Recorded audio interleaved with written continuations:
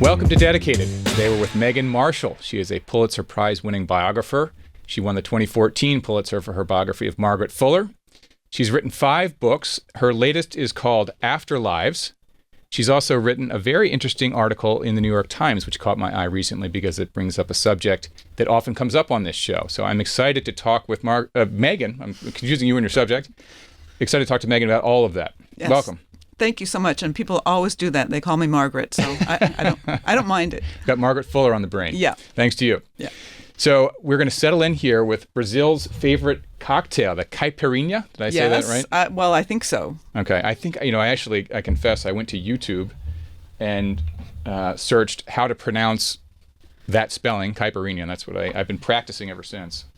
So I'm going to watch this with great admiration because when I've made these, it's the hardest thing is to smush and mush the limes without breaking the glass they're in. Did you have like a real cocktail set muddler? I have a wooden one, actually. Okay. It looks like you've got a metallic one. So the reason I picked this is that my third biography was Elizabeth Bishop, wonderful poet of the 20th century, maybe the greatest poet in English language, some would say, of the 20th century. And she was my professor at Harvard when I was an aspiring young poet. I didn't become a poet, but some years later, after writing 2 other big biographies, I turned to her. And one of the things I had not known when I was her student was that she had a really major drinking problem.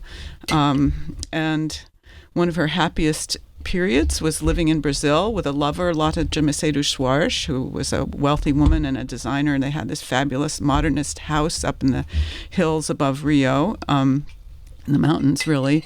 And I think Elizabeth wasn't drinking a whole lot at first. You know, she was in love and she was writing, but her demons would get the better of her kind of inevitably. She drank quite a lot since college at Vassar. She had a hard childhood. Her father died when she was very little, and her mother could not cope with this and was institutionalized. So Elizabeth really never saw her mother after age 5, and her mother died while she was at college. Sometimes she would say that's when she really started drinking, the time of her mother's death in this institution. So she struggled her way to become a poet and was lonely and did she ever write about her drinking? Well, yeah, I can tell you one of her greatest poems is called "At the Fish Houses," written about something that happened after she'd gone on a bender. She went up to Canada. This is where her mother was institutionalized. She went up to see what she could find out about her mother's last days while in a period when she was in her mid-30s and in psychoanalysis. She went up there. It's not really clear what she found out, but was on a bender and then went to a little fishing town afterwards and wrote this great poem at the fish houses. So sometimes like I'm going to move my water out of it. We've got to make room for the priority.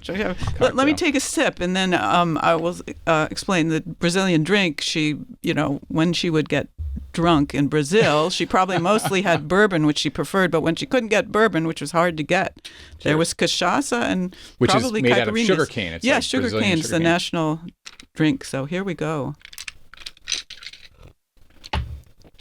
It's good. Strong and it's good. It's good. Very limey. Yes, that's the best part. So I just want to read this a little bit. She's at the ocean side in Nova Scotia and thinking about the water and the clarity that it brings. And, we're looking at this cachaça. Maybe gin would look like this too. And this is how she's describing the ocean, but it also could be, the liquor that brings her great solace. She says, "It is like what we imagine knowledge to be, dark, salt, clear, moving, utterly free, drawn from the cold, hard mouth of the world, derived from the rocky breasts forever, flowing and drawn, and since our knowledge is historical, flowing and flown." So, is this great drink what we imagine knowledge to be? It could be. Maybe there's some truth in that is revealed. A truth. Truth. It inclines us to speak what we might not otherwise have said, which I think Right. was very true for Bishop. She sometimes said that she had always been drunk when she fell in love. She loved women, and in the 40s, 30s, 40s, and 50s, 60s, that wasn't so acceptable. So sometimes lubrication would help. That totally gets to the through line of this show, which the whole idea is to have a drink, relax, and then talk very frankly about things that you can't get going to a book event in a bookstore. I mean, your reading was actually very nice. I could almost picture you doing that at the Harvard Club where you were last night. But yeah, I was. But it's meant to be a little different from the traditional kind of book event, book talk, where really it's just, for the listener, should, I hope, feel like you're pulling up a third bar stool and we're sitting somewhere in a pub or wherever, having the conversation that we would have just the two of us anyway, naturally. And the drink, somehow, for better or worse, does seem to help with that. I'm already feeling it. It's that strong. It doesn't take much. It actually is very tasty. That distilled sugar cane is working. Yeah, yeah. So we'll start at the beginning. You were born in Oakland. Yes. And then and your mother was a book designer, I think, something like that? Towards the end of her life. That's what she... What does that mean? Was she doing the artwork on the cover? Or No, she, these books...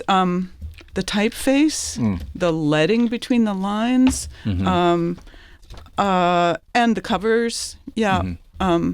She worked for a small press that did letterpress printing, and it was a very, it was a kind of an art to it. But she only came to that after I was grown up. She had begun as a painter, and then she did a little work in city planning and all kinds of things through her life. Anyway, that's... So you grew up a little, exposed to the arts. Yes, I did. Both my parents were kind of modernist types, and we had an Eames chair in the living room that they were very proud of, and my mother bought something by Sister Corita Kent, and we had that print on the wall. So art and design was very big.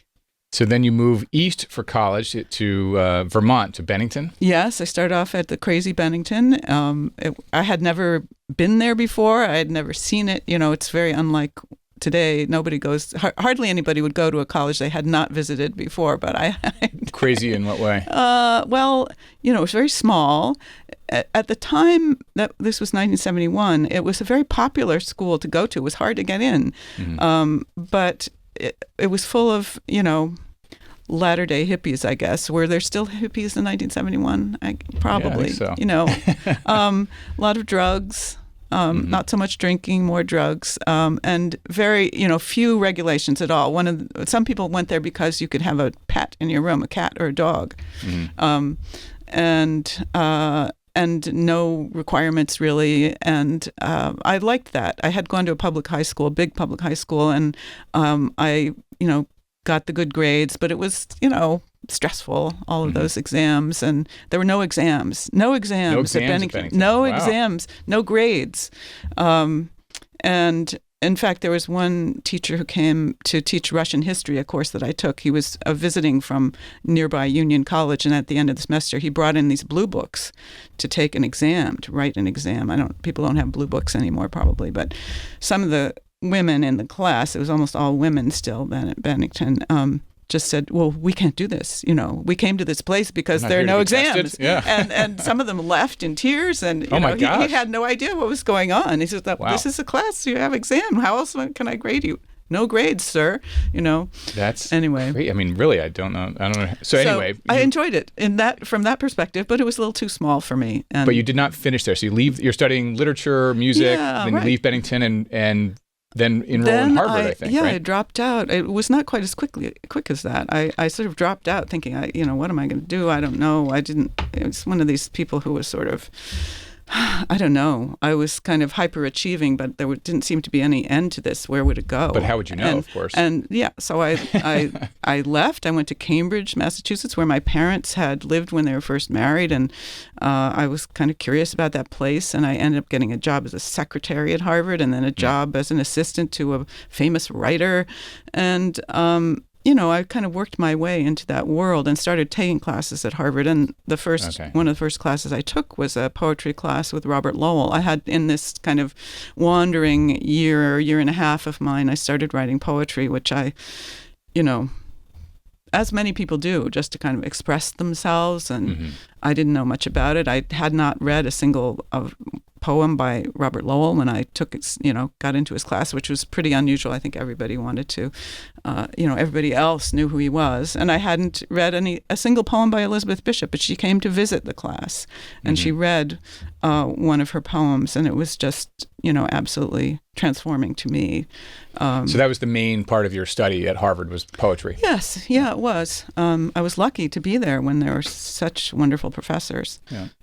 So you finish up there and you get a job in publishing again. Yeah, I had various kind of freelance jobs in publishing, different small magazines. While I was a reader of poetry for The Atlantic, and I was a junior editor at the Boston Review, and I was subsidiary rights manager at Beacon Press. All these kind of odd, usually part-time things. Meanwhile, trying to write, and one of the things I loved. Trying to write poetry, or well, I had loved in writing poetry that these things were short, and you could really control them, and you would futz with the words and just get it right, and but the writing that I was able to publish was first book reviews and then kind of journalistic feature pieces for Boston Magazine and the Boston Globe magazine. That's where I stayed in the Cambridge and Boston area. And actually one of these first jobs in publishing was at the Atlantic Monthly, where the poetry editor, I was reading poetry, unsolicited manuscripts for him and short stories for the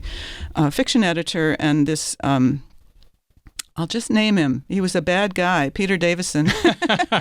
And everybody will tell you so. He was very insulting about my work, and so much so that I really kind of wanted to get out of the poetry world, and I then kind of threw my lot in with journalism. And he earned a reputation for that. That was kind of his way. Yeah, I heard that even at his memorial service, people who liked him got up and read rejection letters from him, which were so vile, apparently. But were they read as like, in the end, this really helped me out, or no? I don't know. Some people were very fond of him, but he could be very, very cutting, so, I mean, what he said to me was, you might be a poet someday, but you'll never be an editor.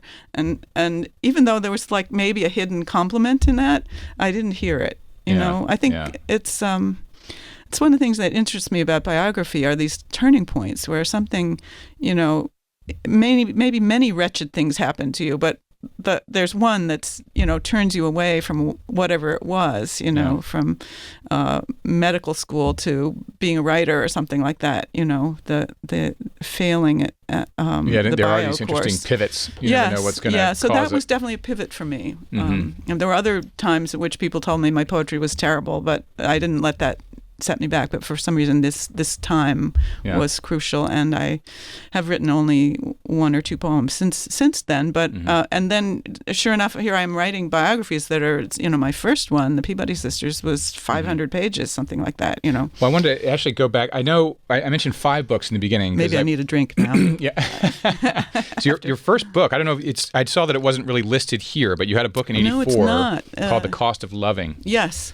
And which I haven't read, but I'm interested to ask you about it. So it comes out in '84. So this is your, an early book for you, and it's about the impact of the feminist movement. And now, so I'm dying to read it and go back and read it because so much has happened. There have been so many cultural shifts that have happened over the 40 years since that book came out. How has it changed? If you go back and read that book, do you think, my gosh, it holds up, or the perspectives have changed, or how do you view it? I think it was a book that there I was, writing as a journalist, more or less, to Deadline, and I felt this was an important issue now. It's really about, I went around and interviewed 35 or so single women who were in their 30s. I thought of them, they're a little bit older than I was at the time, kind of the pioneers of feminism or the sexual revolution or the move into the professions, and what were they thinking now? And many of them were kind of rethinking where they had gone, the extremes to which they had gotten. And I think that I did recently reread the opening section, which I do think holds up. Those issues are still with us. What I feel a little less happy about were these profiles based on on these different women, where I think I would have to say I was a little bit judgmental, which I don't like to do. And that's one thing I love about biography. You kind of lay it out there and people can make up their own minds. Yeah. So, but it was an early work of mine. I think I was just only 30 when it or not yet 30 when it was published. And it was misunderstood. That's the thing. I think it was too soon for someone like me, a feminist, to be writing a kind of let's look back at this. And so some people perceived it as anti-feminist, and even now I'm going to forget her name. Susan Faludi, who wrote Backlash. I was stunned to see, this is just a few years late after I wrote my book. She picked out my book as an example of the backlash, people who were turning against women. Against the more extreme feminist movement. Well, or against any move of women into the wider world. She held up my book as exhibit number 1. And the thing that was funniest about it was she described me as the Harvard pedigreed Meghan Marshall. Well, who is more Harvard pedigreed, me or Susan Faludi? We both have the same degree. I thought that was a little bit hypocritical, shall we say. Yeah. But also, more important, I think she misunderstood the import of the book. There were some kind of, what would you say, Earth Mother feminists who loved it. It was speaking up for caring, for compassion, for relationship, in ways that these women felt they had,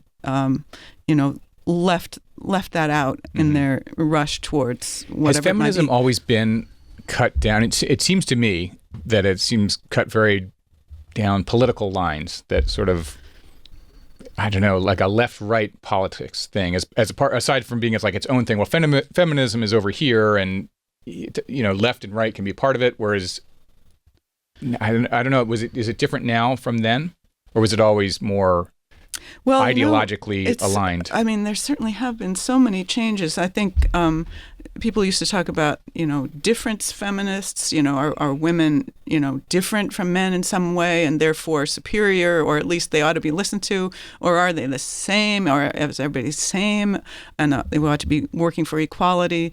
It's kind of a conundrum, and that has shifted. I think just the sense of, I think now the word feminism and feminist is having kind of a revival, and I don't sense people saying, "Well, I'm not a feminist," but which was something you used to hear around the time that my Peabody sisters book came out, which was in 2005, and there someone wrote a blurb for me. That a biographer, she said, this is a fresh feminist look at the women of Transcendentalism. And my editor said, we can't put feminist on the cover of this book, which was sort of, but at that time, I think it was true. And people would come and say, 06? 2005 and 2006. It was a finalist for the Pulitzer, my first biography, and won some great history prizes. But, people would sometimes say, well, I'm not a feminist, but these women really, I really cared about these women. So I thought, at least I was accomplishing that. So at this point, you're fully in the biography lane. Yes, the biography lane, which was a very long lane. It was a long row to hoe. Yeah. I had written that first book in about a year and a half, and I turned it in early. I also had my first child around the time that book came out, which certainly affected, and then I had another daughter about 6 years later, affected how much I could give to my writing life. I want to get your thoughts on the distinctions between biography and narrative history, and if those distinctions are evolving a little over time. Some of my favorite writers going back, many years, Barbara Tuchman, I think, is one of the great narrative history writers. Robert Massey is a great biographer. And, I was just rereading the Peter the Great biography he did, which is so good. And it could be an academic text. It's all in there. You could treat it as a reference text on Peter the Great, but it also reads like a novel. It's just so well done. It just sort of stylistically, his prose lends itself that way. And it seems like if you go back decades, there are big brick biographies that really could be an academic text that are kind of a slog.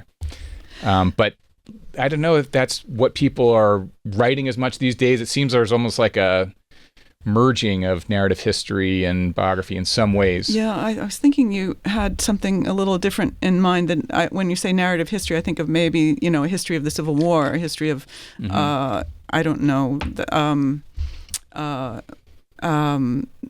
light air balloons or something like that, whereas the biography has a full character to it. And I think biography is so rich because it's a story. It's can have, most biographers now will not sort of go beginning, middle, end of the life. They'll find some other way to get that narrative across. But it's very satisfying in the way I think an like old for example, novel Larson. I don't know if you read In the Garden of Beasts. Yes, there's another. That has narrative it's sort of like a history. mini biography of Ambassador Dodd. It's largely about that 5-year period of his, but it's a great narrative history of that, bigger sort of whole Berlin situation as opposed to just Dodd. Yeah, I think there used to be a greater, I don't know, maybe kind of animosity between academic history and biography than there is now.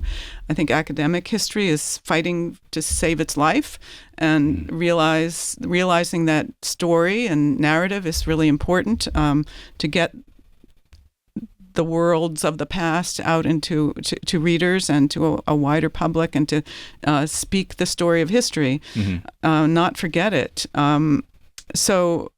But it is very true that my aim in all of my books has been to write something that's so well researched, so well documented that it could be used by, say, someone who's an academic critic of Elizabeth Bishop. If they wanted to turn to some facts of her life, they would find them in my book. It still could be a reference yes, text it still in that could sense. be that, although that's not its primary function. But I do not want to write something that's going to be found fault with by those very same people. I want to satisfy both the historians or the literary historians and the reading public. And I think I'm feeling that there's there's a lot of quick and dirty historical writing going on out there, even if it's not fictionalized, which is something that I wrote about. Maybe you want to. I do want to talk about that next. Talk about that. But some, I just don't want to name names. Well, yeah, I mean, there's a lot of sort of co-authored stuff, and maybe there's a researcher helping someone who's got more of a platform. Or there's thing. somebody who says, "Oh, this is hot. This is a hot topic. Let me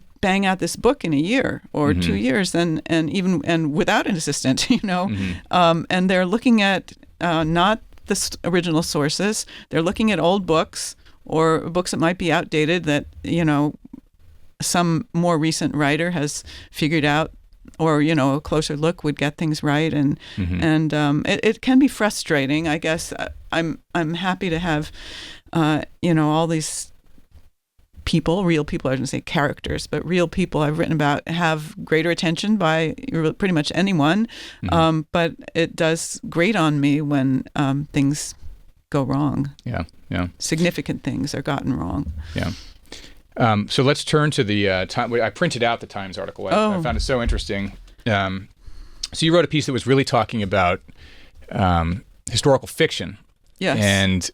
And sometimes the readers can get confused about what you can rely on factually in a historical fiction novel versus a nonfiction work. It can be a little bit confusing for the reader, and what the reader should be looking to get at. There are a couple of great lines in there. One, I believe, you quoted some folks too. I have it all here, and one line was yours as well. But hope I wrote a good line. They were very good. Yeah. I'll find it while we get talking. But I know that for example, with Eric Larson, to bring up his name again, anything in quotations in the book was said. Yes. That's sort of a famous promise that he delivers on there. So you can rely on the facts. Another line, I don't think this one is yours, but the imposition of narrative logic on history is a fantasy. So even saying, like with the nonfiction, yes, to say I'm going to read this, comprehensive work, nonfiction on World War I, to come away fully understanding, it's like, that's probably not going to happen. Exactly. I can lay out all the facts, but then, you're sort of on your own. Well, that's the thing. You can't lay out all the facts either. I think that's part of that quotation. All the facts, too many to fit into a book, too many to fit anywhere. And so you're making selections, and that means it becomes a kind of fantasy. But, I think you can also have a fidelity that means all the facts you put in are true. That's when a novelist goes at a subject, especially a subject for whom there's just a lot of material, a lot of letters, a lot of words in that person's voice. I find it very troubling that somebody would start inventing dialogue for the person. Mm-hmm. Maybe they think the person doesn't sound the way we would sound today, and so readers wouldn't read what's in their voice. But, I make a big effort in my books to use at least tidbits of their words throughout so that you hear some Margaret voice. Fuller. Yeah. But then some novels will find themselves in a situation where there's this scene that's important, but they don't have a transcript for it. Therefore, they need to sort of invent the dialogue, and they kind of take their best shot at it. But it's not real, although the reader might not know that. No, that's fine. But and of course we get in film too. This happens all the time. You can't, get the whole thing out there. But I think in the case of, here's your line. I found it. Okay. So if the reader is, I think you used the example of maybe Moby Dick or Heart of Darkness. If you read for information, it diminishes the value of the book. So you don't read Moby Dick to learn about whaling. As a reader, you're diminishing the book and doing that. Just enjoy the book for what it is. Yes. Because in a sense, I think you also defend fiction, and this is one of the things that often has come up here. Like Min Jin Lee, I don't know if you read Pachinko by Min Jin Lee, but it's about but I understand. It's colonial era. Quite honored, wonderful book. And powerful, and I didn't know much about the colonial era of Korea. And again, it's not nonfiction, but I feel like I came away understanding something about the atmosphere and the relationships and the class dynamics there. And I wasn't reading it for information, but I was reading it for a feel of those kinds of things, and it's powerful in that way. I am not opposed to historical fiction or biographical fiction at all, and I listed in the essay some books that I really do admire, including Colm Tóibín's The Master about Henry James, which is itself a very masterful work of art with playing with chronology and memory. And, I would say, unlike Larson, probably almost every quotation in there is invented by Tóibín, but it's convincing. He's not having Henry James speak the way you and I are. Maybe you and I are speaking in brilliant prose ourselves, but we'll edit for that. Yeah. It's not. I really kind of.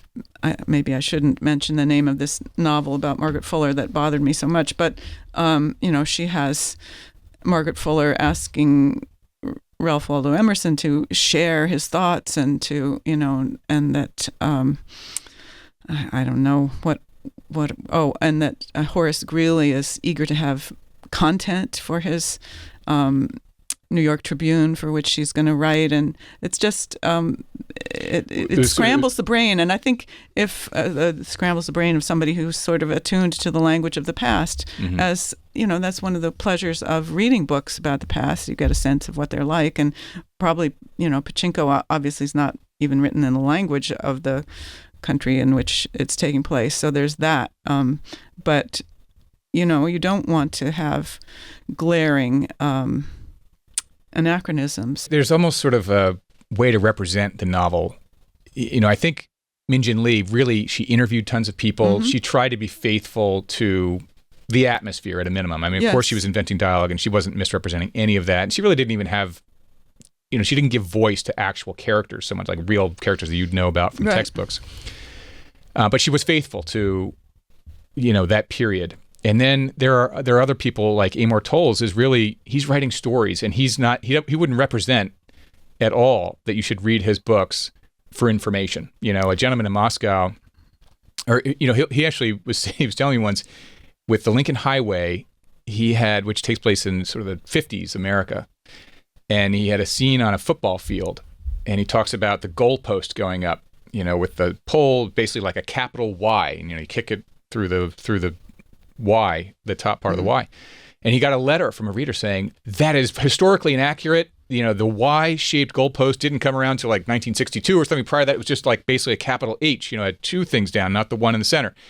And so he's like, man, the guy had a lot of energy around this email. Like, but he wasn't trying, you're not reading, he's not representing that his book should be read in that way. And if he, fixed it by the paperback anyway, as he does when those things come in. But, it's sort of almost like a spectrum of things. But it sounds like this other book you're talking about with Fuller was written almost to sort of capture the person and was almost representing something that was striving for a little more historical accuracy. And maybe that was even more a point of the book as opposed to what Amor's doing. Well, I think, because she was writing about an actual person, the thing that most drove me nuts was that this Margaret Fuller drowned in a shipwreck at age 40, and in large part because she didn't know how to swim. Most people didn't know how to swim, but there are two different scenes in this book. One very early on where the novelist has Margaret Fuller kind of flirting with Emerson or with Hawthorne, and the guy says, "What's the matter? Don't you know how to swim?"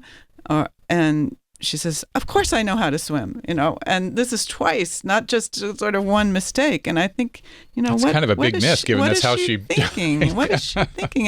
And she cites my book as a source, and I thought, could she have read my book? And I guess the other thing wait, she actually cited sources in like a bibliography in the she had a kind of credit. She said, I really admired this book about Margaret Fuller.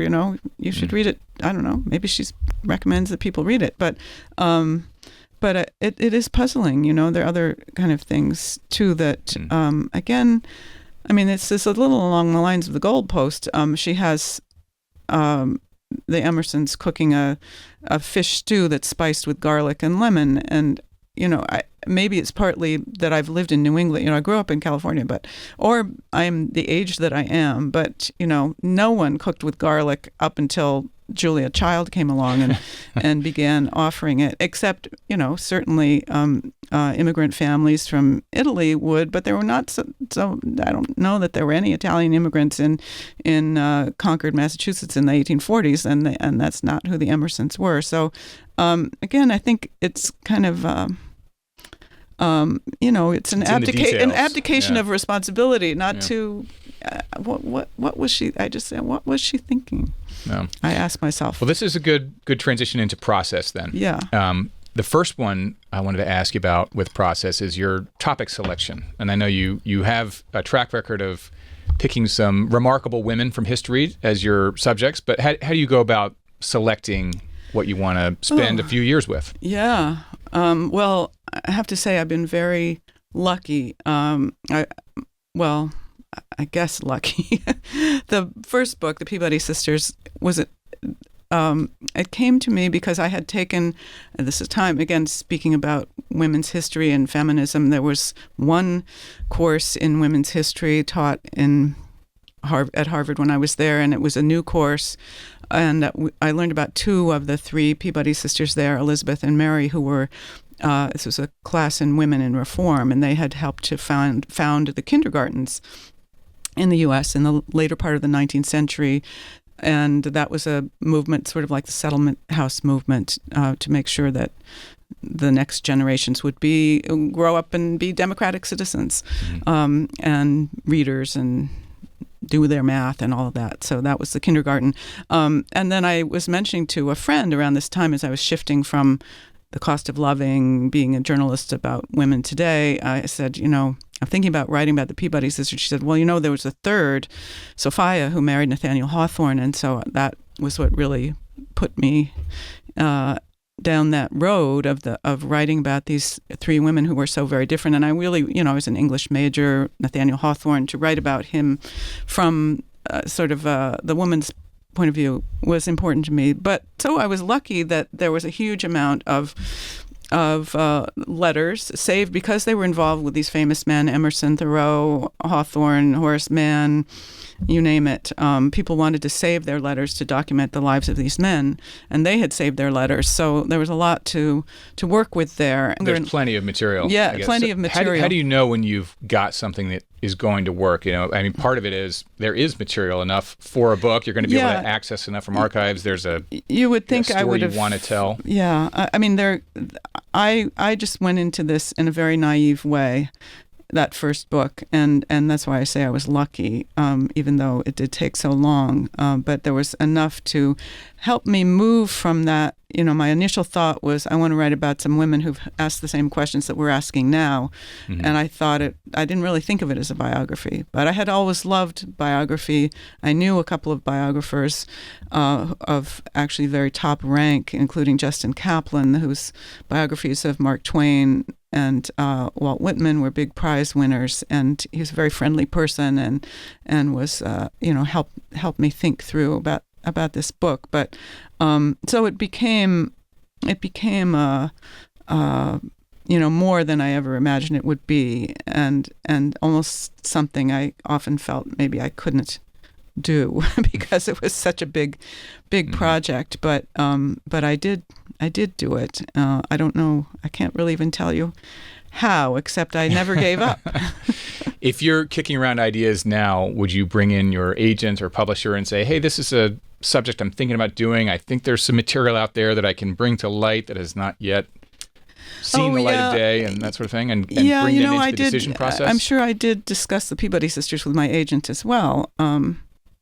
And there had been a couple of biographies of Margaret Fuller that were really quite fine, and I had read them, and I thought, well, the Peabody sisters, they're not so well known. I have to bring them out into the world. So when in 2005, 20 years later, I started saying, well, we all know about Margaret Fuller. We just didn't know about the Peabody sisters. And people looked blankly at me. Who's Margaret Fuller? So that was what sent me towards that. Now, Margaret Fuller was a very kind of dominating personality, very forceful, and I was drawn to that. But yet she had been kind of unkind to my Peabody sisters. And so I had never, if you had told me when I was working on that book that I would one day write about Margaret Fuller, and that would be the book that would win the Pulitzer Prize rather than the Peabodys, which was such a huge effort. So finalist. Yeah, I was going to say, you were on the short list I came there. very close, but I would have said impossible. She was mean to my Peabody sisters and to their mother besides. So a couple technical questions on how you handle the research. You've got a number of secondary resources, loads of primary resources that you've, pulled diaries and things out of the archives. How do you organize that? Are you with note cards? Are you typing, or do you do lots by hand? Just as the sort of the technical picturing you in your office. And is there one place I imagine you need to be where you have all the stuff together? Yeah. Well, chronology is very important.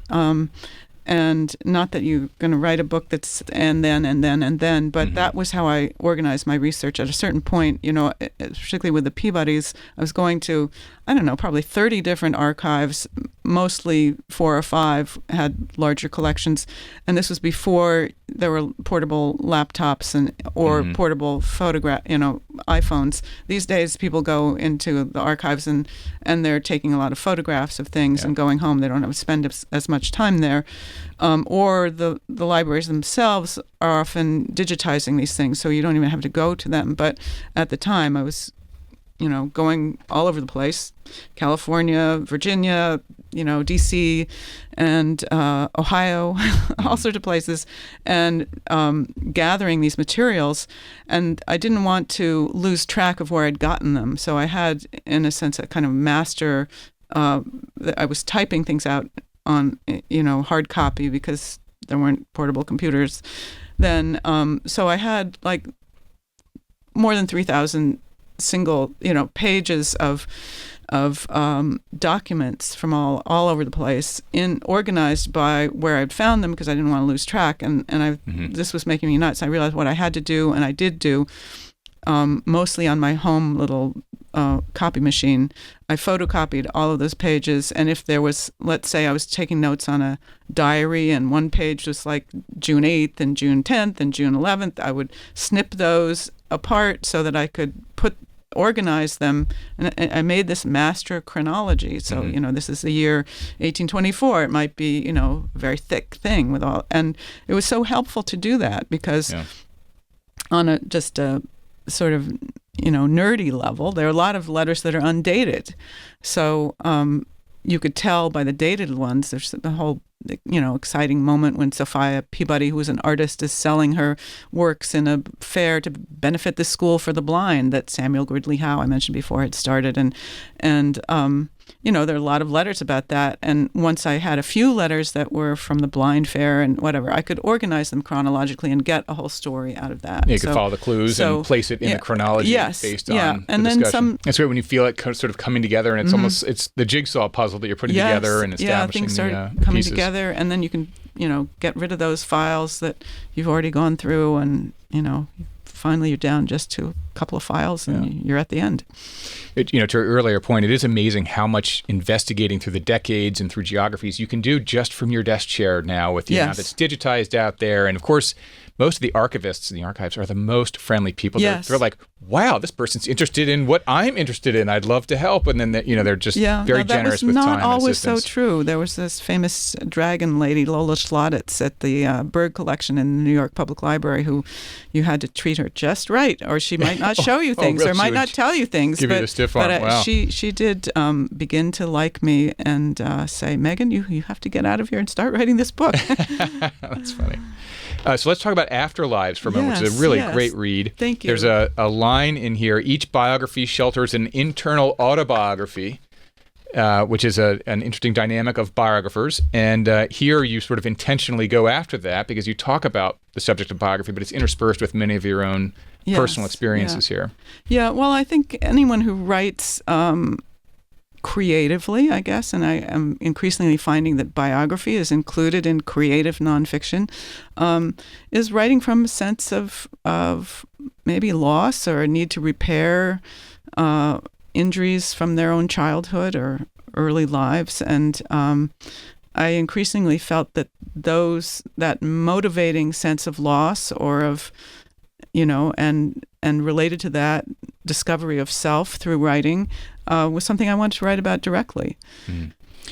There are a couple other stories. I know your grandfather, Joe, was in there. And one interesting thing that I realized, your grandfather and my grandfather sort of bookended World War I, because your grandfather, Joe, is in this incredible 1917 photo at the very start of the American involvement in the war. My grandfather was in World War I as a radio operator, and he was goofing around on the wrong channel and heard about the armistice days before it was announced. So he had to keep this under his hat. He's like, I know the war has ended. I've heard it, but I wasn't, I'll get court-martialed for having been on this channel and heard what I heard. So he had to keep it quiet for a few days. And then my mom kept this New Jersey newspaper article around for many years that told the whole story from 1930 or 1928 or something, when they got back. Told the whole story about he and his buddy had been on the radio and heard about the end. So it began with this photo of your grandfather. Because one of the great scenes in that is my grandfather, who was running photography and film for the press corps, and sometimes would escort journalists out to the front. He took them to cover the first casualties of the war, of the American casualties of the war, but.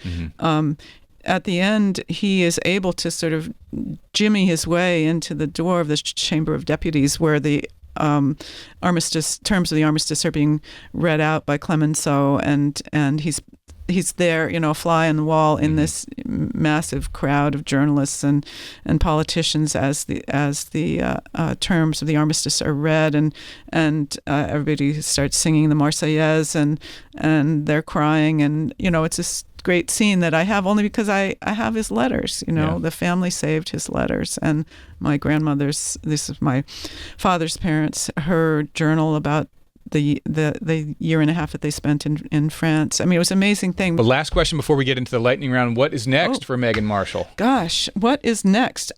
You mentioned speaking to the editor and agent. I'm not sure whether I'm at liberty to mention. I guess maybe we better leave it at that. Potentially a book to film type thing with one of the books, your next project. Actually, I am working on a book to film on one of the older books, but I also can't speak of that. So I think there's film in the future, and then there's more biography, less autobiography. Great. Will it be another remarkable woman from history? I think it'll be a group. A group? Okay, great. All right. So yeah. All right. To the lightning round. Your favorite book as a kid?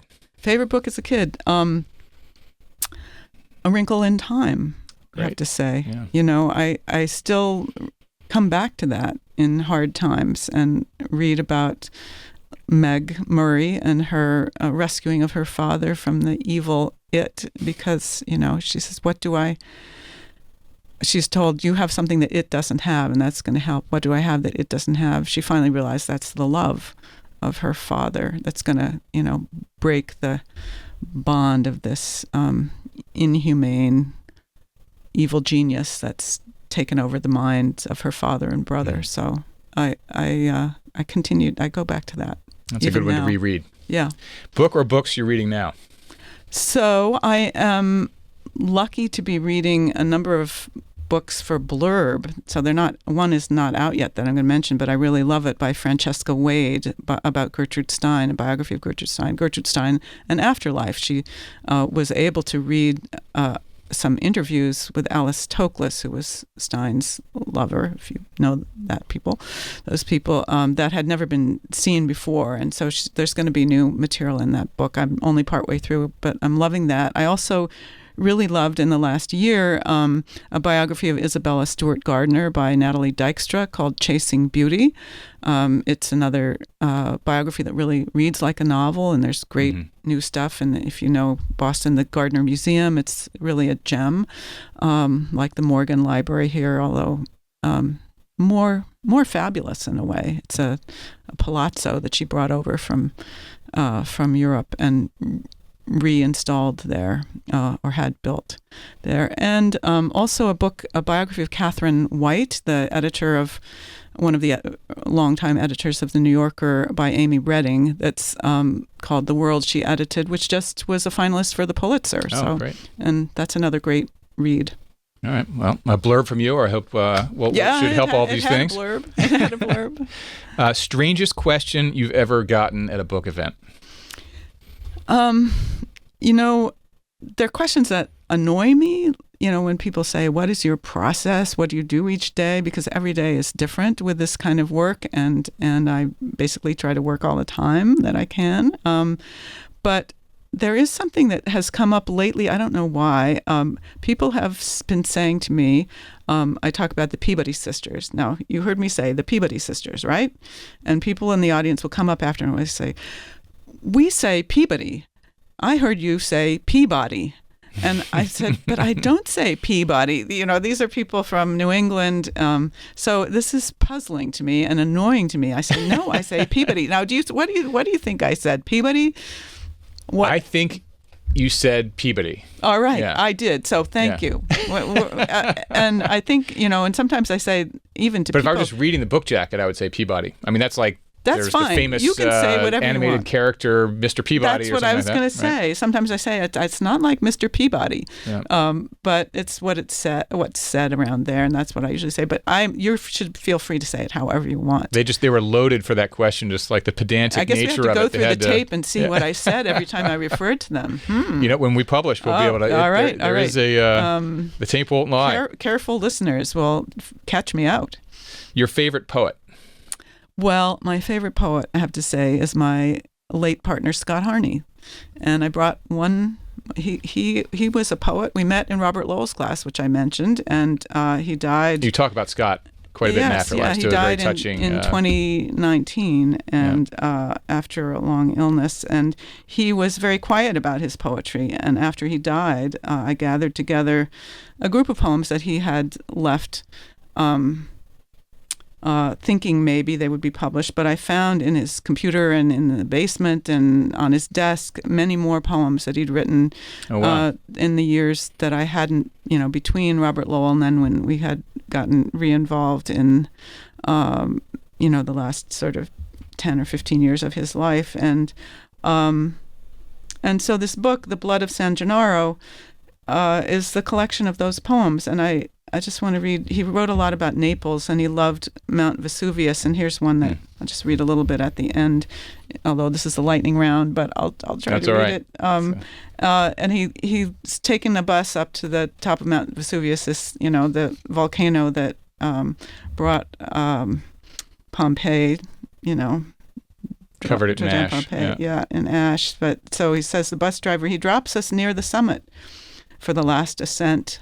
By the parking lot and toilets, snack bar and more stuff for sale, necklaces of lava, and a wine called Tears of Christ. I came to see the fires of hell and find instead a rest stop on the way to heaven.